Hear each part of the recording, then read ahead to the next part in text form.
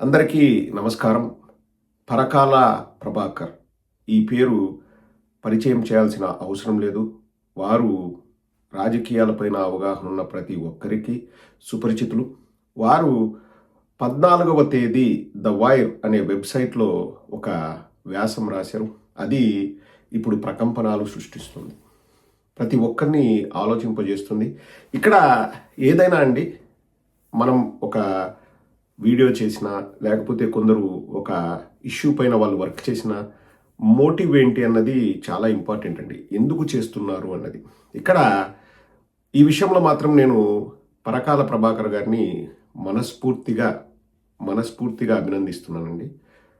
వారు మా పార్టీ వారు కాదు, వేరే పార్టీతో ఇంతకుముందు అసోసియేషన్ ఉన్నది వాళ్ళకి. రేపొద్దున మా పార్టీని వారు విమర్శించవచ్చు, ఎందుకంటే వారు వేరే పార్టీతో అనుబంధం ఏర్పరచుకొని రాజకీయ విమర్శలు గుప్పించవచ్చు. మేము దాన్ని ఎప్పుడూ కాదనము, తీసిపారేయలేము.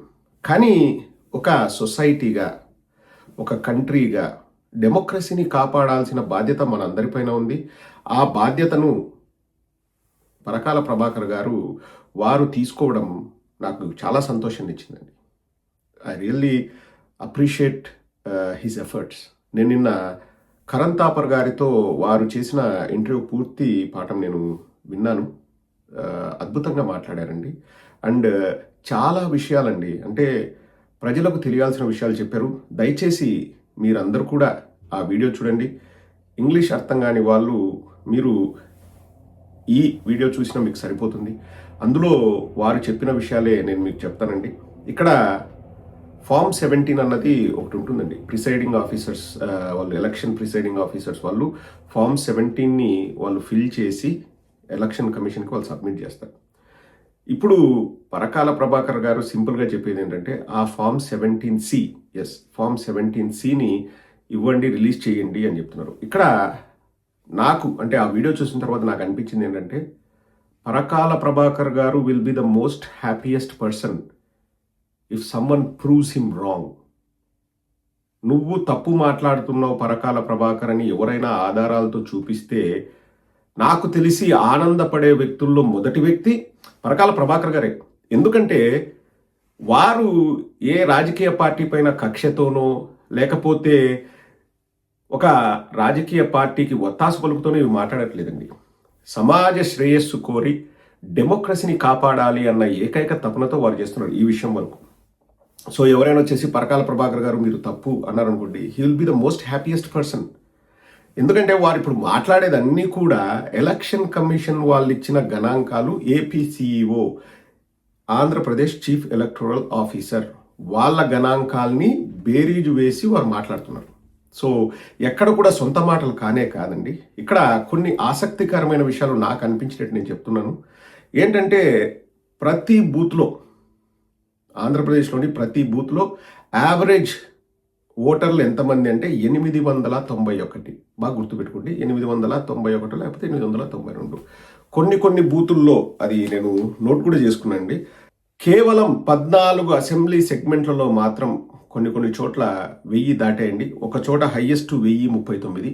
మిగతా అన్ని బూతుల్లో యావరేజ్ ఎంతమంది ఓట్లు వేస్తారు ఒక్కొక్క బూత్లో అంటే 890, 91, 92, వాటెవర్ ఇట్ ఈస్, 890 యావరేజ్. ఇక్కడ మనం గమనించాల్సింది ఏంటంటే, మొత్తం 175 నియోజకవర్గాల్లో, కొన్ని నియోజకవర్గాల్లో, 3 నియోజకవర్గాల్లో, కొన్ని బూతుల్లో 4 గంటలకే పోలింగ్ ముగుస్తుందండి ఏజెన్సీ ప్రాంతాలు. కొన్ని చోట్ల 5 గంటలకి. మిగతా 169 నియోజకవర్గాల్లో 6 గంటలకి పోలింగ్ కంపల్సరీగా ముగియాలి. అంటే మరి అర్ధరాత్రి ఎలా ఓట్లు వేశారన్నది డౌట్ వస్తుంది ఎవరికైనా.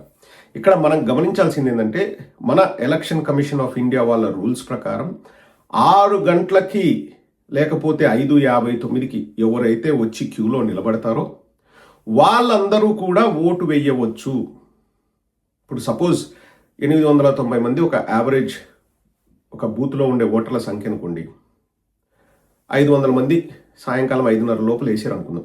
100% ఓటింగ్ జరిగిన ఇంకెంతమంది ఉంటారు? 390. సో ఆ 390 మంది 6 గంటలకు 1 నిమిషం ముందు వచ్చి క్యూలో నిలబడ్డా వాళ్ళందరూ ఓటేసేంత వరకు ఈ ఆఫీసర్లు వెయిట్ చేయాలి.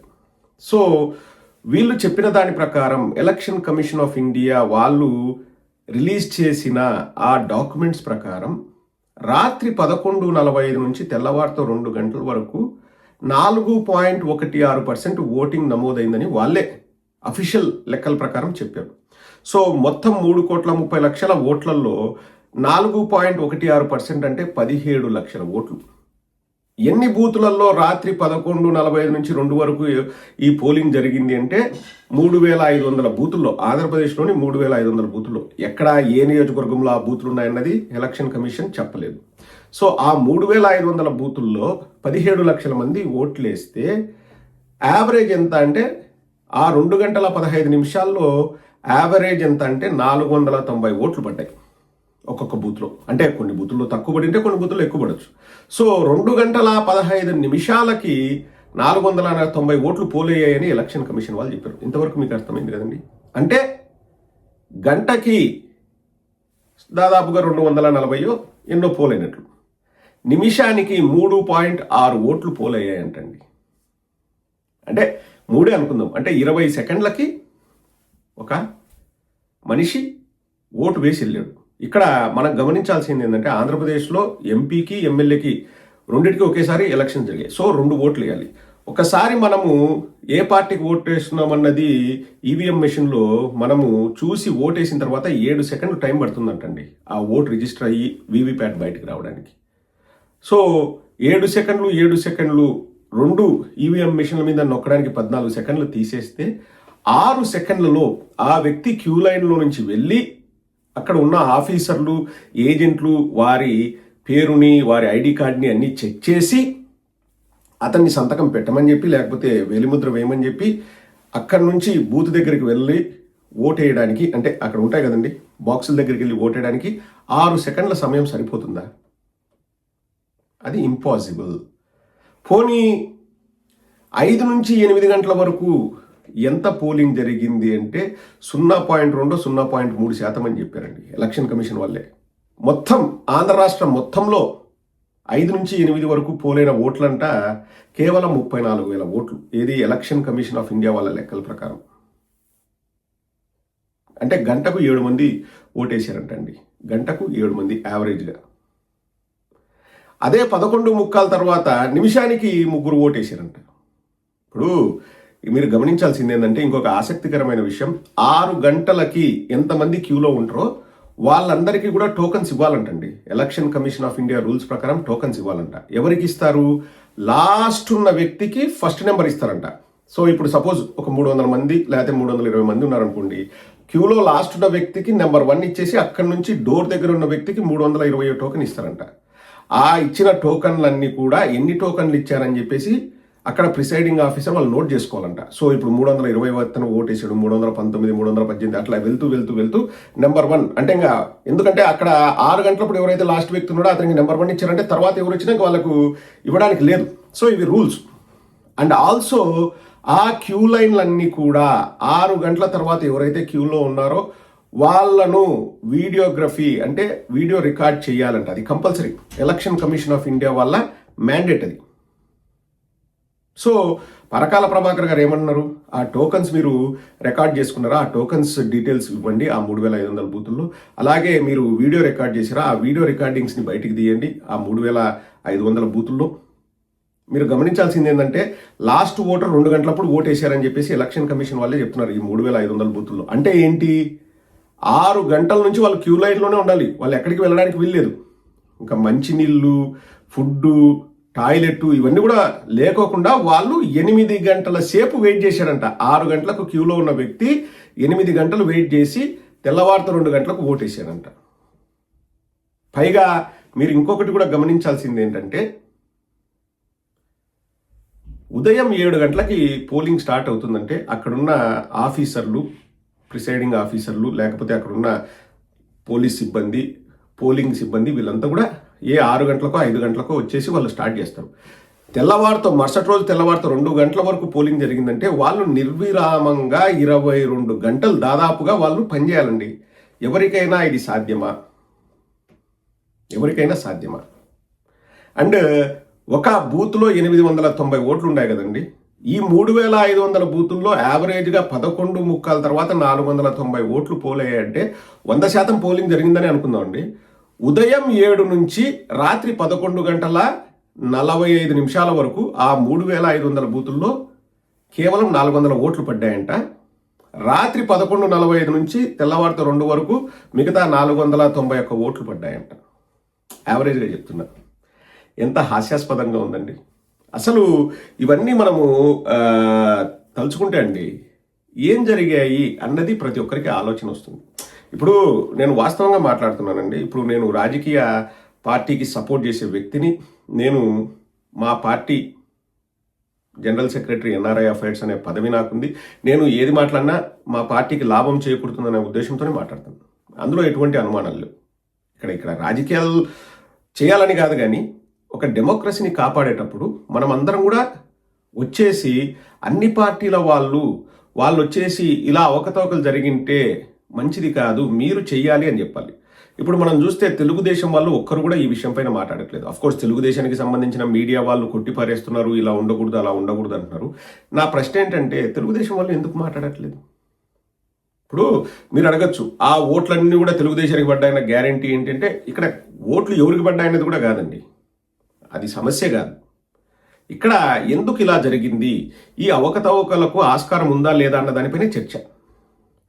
సో మేధావులు, చదువుకున్న వాళ్ళు, మరీ ముఖ్యంగా మీడియా వాళ్ళండి, వీళ్ళందరూ కూడా పరకాల ప్రభాకర్ గారి వాదనతో ఏకీభవించాలి. వారు కూడా ఎలక్షన్ కమిషన్ ఆఫ్ ఇండియా పైన లేకపోతే భారత ప్రభుత్వం పైన ఒత్తిడి తీసుకొచ్చి వాస్తవాలను బయటపెట్టే ప్రయత్నం అయితే చేయాలి.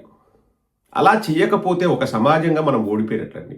ఇక్కడ మళ్ళీ నేను చెప్తున్నాను కదా, నేను మేబీ ఈ మాటలు మాట్లాడేటప్పుడు ఒక పొలిటికల్ పార్టీకి సపోర్ట్ చేస్తున్నాను కాబట్టి నావి పొలిటికల్ మాటలు కావచ్చు, నేను కాదన్ను.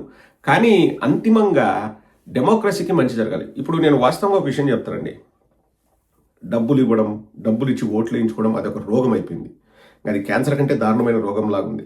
ఇంకా ఇప్పుడు ఈ కొత్తగా ఇలా మనం ఏవైనా కానీ ఇతర మార్గాల్లో కూడా ఓట్లు పొందొచ్చు అంటే ఇంకా ప్రజాస్వామ్యానికి అర్థమే ఉండదండి. డెమోక్రసీకి అసలు మీనింగే ఉండదు. ఇంకా ఎవడి దగ్గర డబ్బు ఉంటే వాడు ఎమ్మెల్యే కావచ్చు, వాడు ప్రజలకు ఏమీ చెయ్యకపోయినా, ప్రజలకు అందుబాటులో లేకపోయినా, ప్రజల సమస్యలు తీర్చకపోయినా, 5 ఏళ్ళు ప్రజల మొహం చూడకపోయినా, వాడు ఏదో రియల్ ఎస్టేట్ వ్యాపారాలు, ఇప్పుడు ప్రతి ఒక్కరూ రియల్ ఎస్టేట్ వ్యాపారాలు చేసుకొని 10వ తరగతి ఫెయిల్ అయినోడు, చదువు సంధ్య లేనోడు, వాడికి సమాజం పట్ల గౌరవం లేనివాడు, వాడికి అసలు ప్రజాస్వామ్యం అంటే ఓనమాలు తెలియనివాడు కూడా వాడు రాజకీయాల్లోకి వస్తున్నాడు. మన కర్మ అది మన కర్మ. అటువంటి వాడు ప్రజలకు ఏమి చేయకోకుండా మళ్ళీ 5 ఏళ్ల తర్వాత వాళ్ళకు డబ్బులు ఇచ్చో లేకపోతే ఇలా మ్యానిపులేషన్స్ చేసుకునో జరిగింటే ఒకవేళ ఎమ్మెల్యే అయ్యాడనుకోండి, ప్రజాస్వామ్యానికి ఎంత ప్రమాదం ఒకసారి విఘ్నులైన ఆంధ్ర రాష్ట్ర ప్రజలే ఆలోచించుకొని నేను కోరుతున్నాను. మరీ ముఖ్యంగా చదువుకున్న వాళ్ళు, మేధావులు, ఈ పార్టీ ఆ పార్టీ అని కాదండి, ప్రతి ఒక్కరూ ఇది ఎందుకు జరిగింది అని ఆలోచించాలి. ఏదో సమస్య ఉంది, ఆ సమస్యను త్వరితగతిన మనం పరిష్కరిస్తే అది వ్యాధి ముదరకుండా మనం నివారించవచ్చు. పరకాల ప్రభాకర్ గారిని మరొకసారి అభినందిస్తూ, నాకు వారితో వ్యక్తిగత పరిచయం ఉంది అండ్ వారు మా పార్టీ వారైతే కాదు. ఇక్కడ నేను ఒకటైతే క్లియర్గా చెప్పదలుచుకుంటున్నాను అండి, వారిని ఈ సమస్య పైన వారు చూపిస్తున్న శ్రద్ధని నేను గౌరవిస్తున్నాను. రేపొద్దున వాళ్ళు వేరే పార్టీకి సపోర్ట్ చేస్తూ మా పార్టీని విమర్శించినా మేము తిరిగి విమర్శిస్తాం. అంటే అదేంటి, అది రాజకీయం. ఇది రాజకీయం కాదండి, ఇది డెమోక్రసీని కాపాడే ఒక ప్రయత్నం. మనం అందరం కూడా వారికి సపోర్ట్ ఇవ్వాలి, వారిని ఇంకా మంచి విషయాలు తెలిసేలాగా మనం కూడా ప్రోత్సహించాలి. ఎందుకంటే ఈ రీసెర్చ్ అంతా చేయాలంటే 1-2 రోజుల్లో జరిగేది కదండి. అన్నిటికంటే ముఖ్యం ఏంటంటే మోటివ్. మళ్ళీ స్టార్టింగ్లో చెప్పాను కదండి, దేనికోసం చేస్తున్నాం అన్నది చాలా ముఖ్యం. ఇప్పుడు ఇది చేయకపోయినా వారికి ఏం వచ్చే నష్టమేం లేదు, కానీ చేస్తున్నారు అంటే నాకు అనిపించేది ఏంటండి, వారికి ప్రజాస్వామ్యం పైన గౌరవం ఉంది, ప్రజాస్వామ్యాన్ని కాపాడాలన్న ఒక తపన ఉంది. So let us all support him. ఇప్పుడు ఏమి అలాంటిది ఏమీ లేదు అని ఎలక్షన్ కమిషన్ వచ్చి చూపించింది అనుకోండి, will be the happiest person కదా, మనకు కూడా సంతోషమే కదా, డెమోక్రసీని కాపాడే వాళ్ళం అవుతాం కదా మనం కూడా.